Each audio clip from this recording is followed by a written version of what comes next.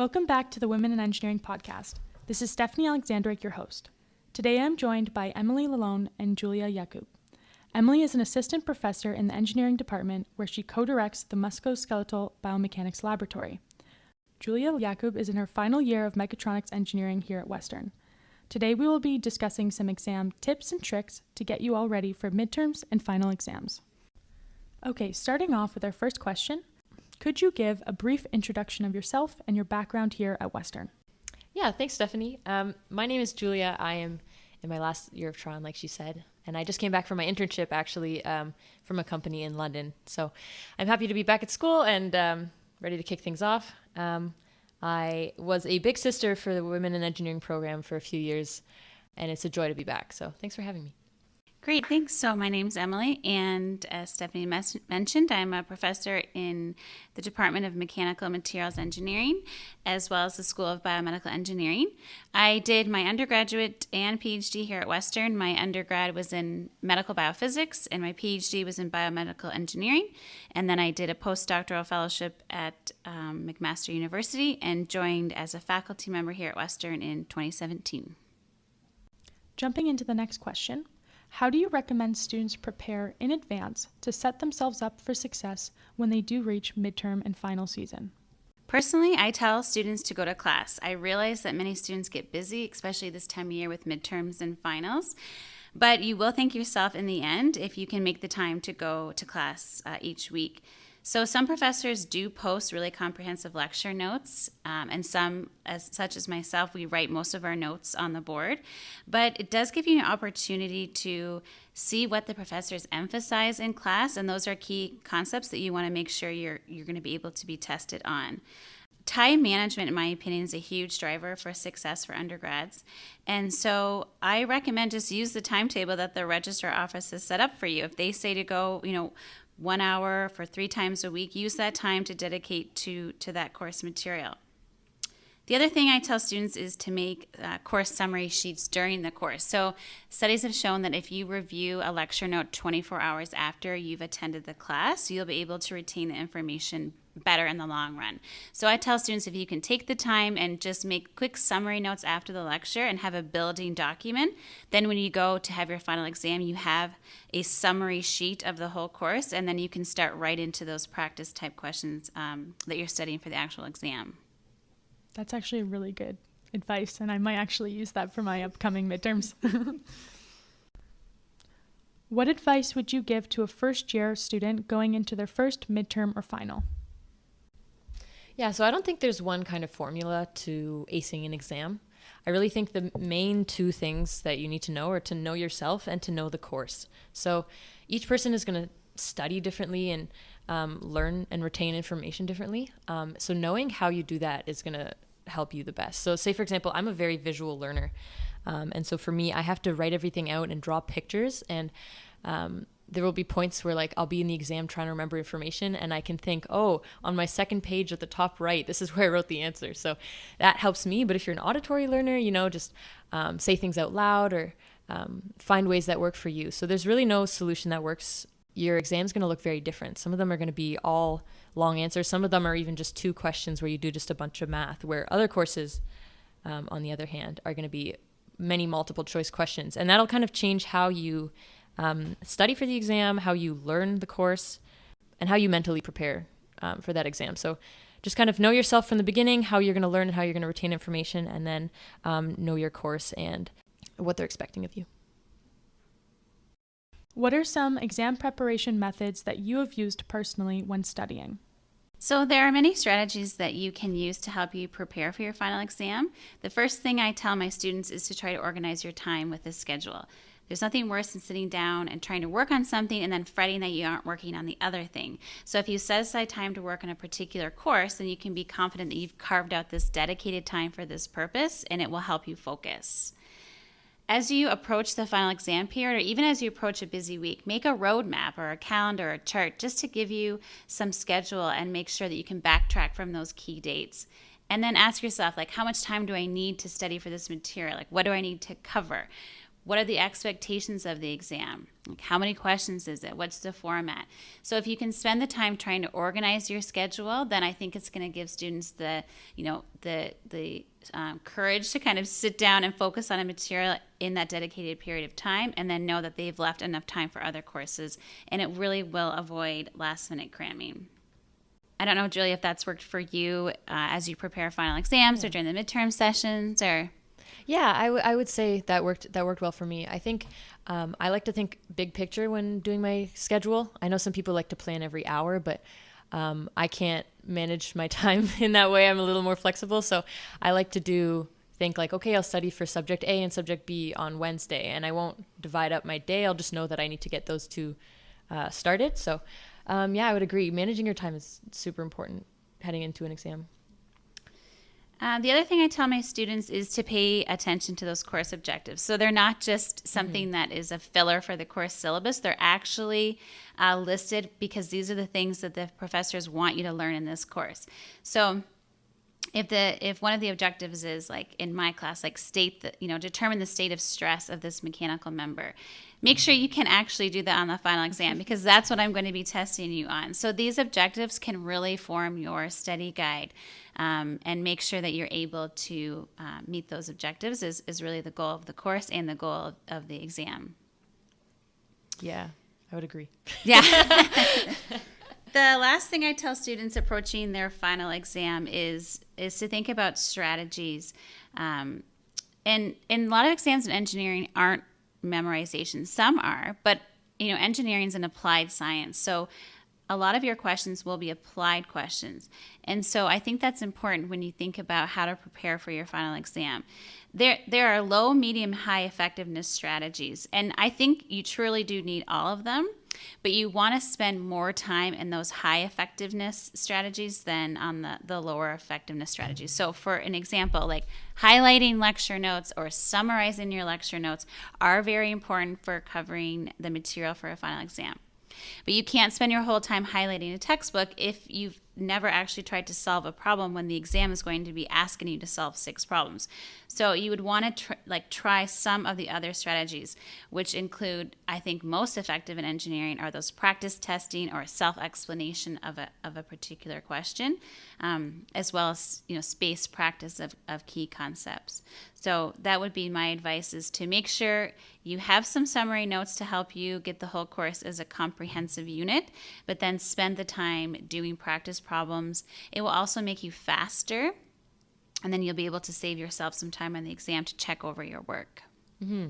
Yeah, and just adding on to that too, like doing practice problems tests your knowledge. And if you can't put what you learn in your notes to practice, at the end of the day, you're just going to have pretty notes and no knowledge. So I would definitely recommend either doing a bunch of practice problems if that's kind of how your course is oriented, or teaching a concept out loud to a roommate or a family member or something.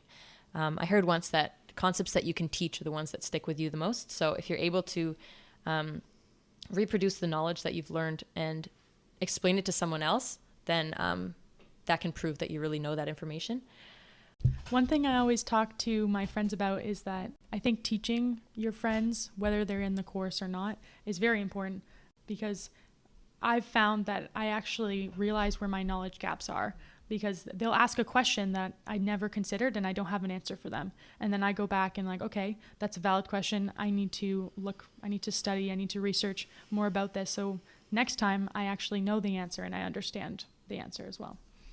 What resources do students have available to them at Western to assist them with studying? So Western actually has the Learning Development and Success team as part of Western's Student Experience portfolio. And the website is literally just learning.uwo.ca. And this site has a whole bunch of resources and supports to all Western students, not just engineering. And it has many counselors and staff members that help students cope with the demands of post-secondary learning and help to develop skills and new strategies for success with academic learning. And there is something that is, a big focus of Western now is trying to understand this, mental health of students and the student experience. And so these counselors can also work with students to alleviate academic stress and anxiety. to develop positive motivation and confidence in your classroom and in your testing environment. So I would recommend going to this website. There are numerous workshops and like pre-recorded presentations that you can listen to, and they cover this exact topic, including as well test anxiety, health, and wellness in academia. So I would definitely check that out, and it's available to all Western students. I'll also have the links posted in the description. What are some important things students should keep in mind when studying? Yeah, I think number one is just to remind yourself that exams aren't the end of the world. Engineering is a difficult program, and there are going to be some exams that are a lot harder than others. And sometimes you'll walk out of an exam and thinking, oh, I don't know if I passed that one. And honestly, that's okay. I've had many experiences where I didn't feel too confident about an exam, but now I couldn't even tell you what course that was because it's long gone, forgotten. So just remind yourself as you're studying that you're here to learn and you're here to apply this knowledge and to be a better engineer. And exams are just a way to evaluate that. But at the end of the day, it's not the end of the world. So just keep your focus on trying to learn and trying to actually get something out of the course. And once you're in that mindset and a little more relaxed when you're approaching studying for exam, that's when you can apply those skills that Professor Lalone and I have talked about of making your study notes and just learning and applying that information. It's the day of the exam. What are your absolute essentials? Oh, yeah. Okay. You got to breathe. Just taking a deep breath. Just calm down. Yeah. I'm someone who eats breakfast. Not everyone is, but if I skip breakfast, I can't really focus. So eat a good meal, drink some water, the classics. Bring your pencil, your pen, your calculator, whatever you need for the exam, and maybe even your jot notes just to review before the exam. A little more of an intangible thing, but bring your friends. If you're someone who's social or likes to be around people to relax, or if you're kind of more extroverted, try and do something maybe an hour or two before the exam to get your mind off the exam, just to relax. Because the last hour before the exam, you're not really going to cram anything else. You kind of just need to put yourself back into perspective and remember that it's just an exam. So yeah, I bring my friends, joke with them a bit, calm myself down, and yeah, Professor Lalone, what do you think? Yeah, I can't agree more, Julia. I always took the hour before an exam off, like pencils down, like go take a shower, make sure I eat. And maybe that's not a good strategy for everybody who feels like they really need to cram that last minute. But for me, it was a bit of a break, like my drive onto campus or just, go for a walk. I really needed that time to decompress before I actually was ready to perform. And, you're going to be a little bit nervous. You're going to be a bit anxious. But some anxiety and some, feeling of like jitters is good. That's going to help you to perform. So I think the day of, you'll be a little bit nervous and stressed. But if you take care of yourself and adopt some of these little aids, like Julia said, even bringing your study notes is a bit of a comfort. Hang around with some friends that are also going through the same experience. It's just going to have a positive twist on, it could be very stressful a few hours ahead. Yeah. Lastly, is there anything that you would like to add?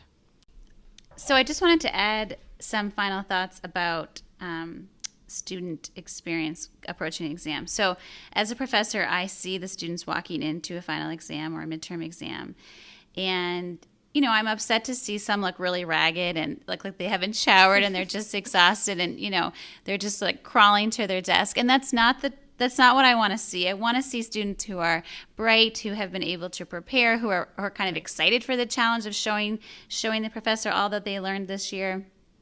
So I think sustainable studying is something that you're going to develop as you go through your undergrad, which includes frequent breaks, healthy lifestyle, get some sleep. I am a mother, but I still believe that, rest the night before is key. Go to class, go to office hours, knock on our doors. We're here for you, and so are your TAs. Exercise. If you're a person that exercises and that's good for your physical and mental health, don't stop that because it's final exams. You need to maintain that. I think also finding your study space, which Julia did mention, and this is going to be different for everybody, but a space you feel productive and energized. So it could be, I like to study in noisy environments, like background music or background noise that's really bright. Some people like dark and private settings. So find yours, and that could change throughout the exam period. Like initially when I'm making my study notes, I want to be alone in that, environment where I can really focus. But then towards the end, I want to kind of do practice problems in a space where other students are also, so we can kind of bounce ideas off of each other. So you'll develop your own kind of regimen as you go through your undergrad, and you'll get better and better at taking exams. But I think if you can try to keep some of these things in mind, setting that timetable, counting backwards, making a calendar, making a plan, staying organized, I think you're gonna have a better experience, and it's gonna reduce a lot of that stress, anxiety. And if you are struggling, then you need to reach out to your professors or the undergraduate office. They are there for you, and we are here for you. And we want to see all of our students succeed. That's for sure. Yeah. That's cool to hear that from a professor perspective. I've never really thought about it like that. But yeah, you're right. And something that Professor Lalone touched on earlier is like going to class and getting that information in your head. I think studying for exams is more of a marathon than it is a sprint. So studying for exams almost starts the first day of class. Because if you're maintaining those healthy habits of going to class and actually understanding what happens by the end of that class or whenever you review your notes, then when it comes to studying, it's more of a view than actually learning the information. So pace yourself. Like, you don't want to stretch yourself too thin. And yeah, like Emily said, take your rest and get some water. And at the end of the day, 10 years from now, you're never going to remember that exam. So be easy on yourself. So I just wanted to say thank you to Emily and Julia for joining us today and providing all of the insight they have on exam tips and tricks. With that, it's time to get studying. Until next time, Western.